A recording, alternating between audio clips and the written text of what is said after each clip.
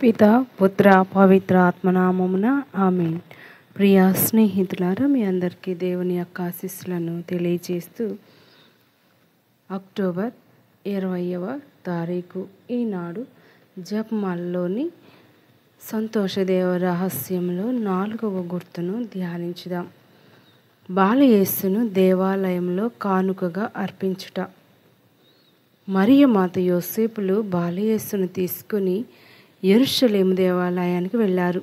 మోషే చట్ట ప్రకారం ప్రతి తొలిచూలు మగబిడ్డ దేవునికి కానుకగా అర్పించబడాలి.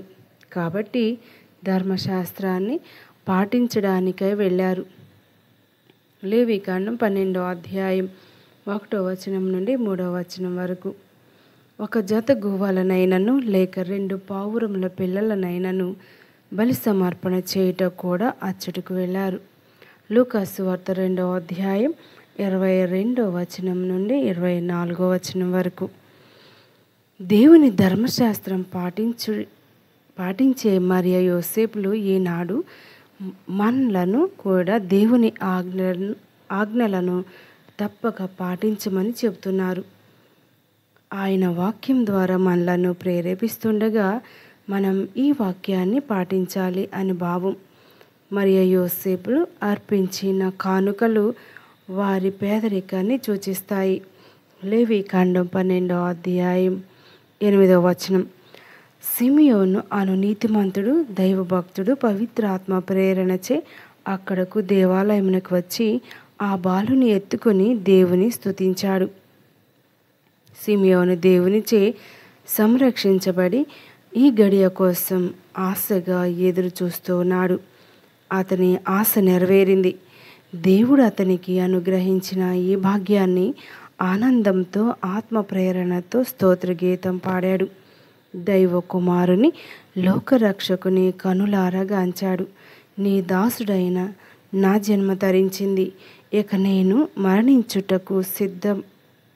ప్రజలందరి రక్షణ నా రక్షణమునైనా ఈ బాలుని కన్నులారా చూశాను. ఇక నాకు దిగులు లేదు. అన్యులు గొప్ప వెలుగును పొందారు. వారి బ్రతుకులలో చీకటి అంతమొందింది. ఇజ్రాయేలు జాతికి గొప్ప ఘనత చేకూరింది.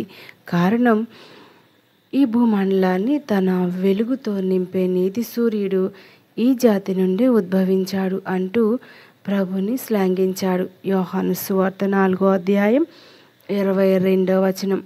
బాలయేసు దేవాలయంలో కానుకగా అర్పించబడ్డాడు. రాబో రోజులలో కల్వరిగిరిపై అతడు తన తండ్రికి తనను తాను సిలువ మీద శ్రమల ద్వారా బలిగా అర్పించుకుంటాడు. ఈ కల్వరి అర్పణను ఈ సంఘటన సూచిస్తూ ఉంది. కల్వరిలో క్రీస్తు అర్పించుకున్న తన స్వీయ బలి ద్వారానే లోకరక్షణం సాధ్యమయ్యింది. సాతాను ఓడిపోయి చీకటి రాజ్యం పతనమయ్యింది. లోకానికి రక్షణ వెలుగు మెస్సియా ఆనందం ప్రాప్తించింది. కాబట్టి బాలయేసు దేవాలయంలో అర్పణ గావించబడటం కల్వరిగిరిలో తనను తాను అర్పించుకున్న ఆ బాధమయ సేవకుని ఒక సూచికగా నిలుస్తుంది. సిమియోను ఆ రక్షణ ఆనందం కోసం ఎదురు చూస్తూ సర్వమానవాళికి లేక విశ్వమంతటికి ఒక సూచికగా ఉన్నాడు. అందుకే దేవాలయంలో అర్పించబడిన బాలయేసును చూసి ఆనందముతో దేవునికి కృతజ్ఞతాస్తోత్రం పాడాడు. ఈ సృష్టి అంతా కల్వరి బలి ద్వారా రక్షించబడి అదే రీతిలో ఆనందంతో దేవుని స్తుతించింది. ఇక మరణించడానికి నేను సిద్ధం, ఎందుకంటే రక్షణను కన్నులారా చూశాను అనగా ఇక చీకటి తొలగింది అనగా మరణం నాశనమైంది.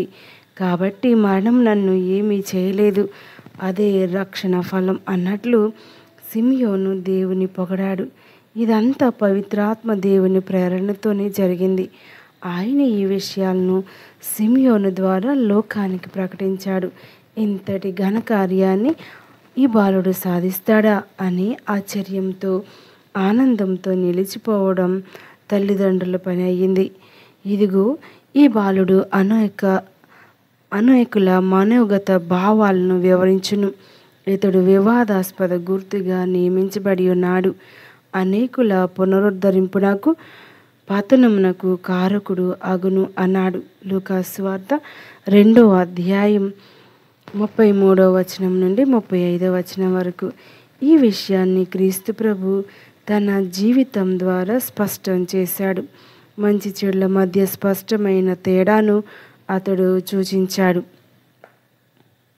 సిమియోను ఈ విషయాలన్నిటినీ ఆ మాతకు సూచించాడు. ఒక ఖడ్గం నీ హృదయంను ఛేదిస్తుంది అన్న ఈ ప్రవచనం బాధామయ సేవకునిగా తన కుమారుడు అనుభవించే శ్రమలను సూచిస్తుంది. ఆ శ్రమల్లో ఆమె పొందు భాగ్యాన్ని కూడా సూచిస్తుంది. కానీ చివరకు విజయం ఆయన పరమయ్యింది. మరణం ఓడిపోయింది. అతడు పునరుత్థానమనే విజయాన్ని, జీవాన్ని ఈ లోకానికి ప్రకటించాడు. ఈ రీతిగా దేవుని దేవాలయం దర్శించుకొని ఆనందంతో దేవుని కీర్తిస్తూ వస్తున్న మరియ యోసేపులకు పిడుగు లాంటి ఒక విషయం తెలిసింది.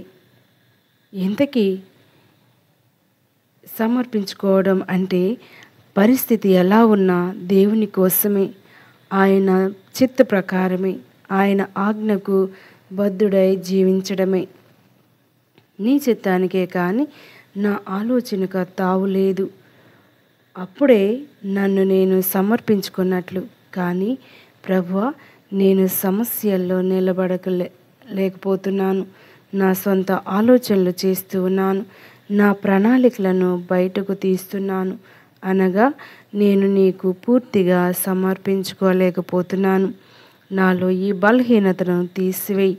పరిస్థితి ఎంత దారుణంగా ఉన్నా నీకోసమే నిలబడగలిగే నీ చిత్తాన్ని స్థాపించి, అందుకైనా నా ప్రాణమే అవసరమైతే దాన్ని కూడా త్యాగం చేయగలగడానికి, అందుకు వెనుకాడకుండా ఉండే గొప్ప భాగ్యాన్ని నాకు అనుగ్రహించమని మనం ప్రతిదినం దేవుణ్ణి ప్రార్థించాలి.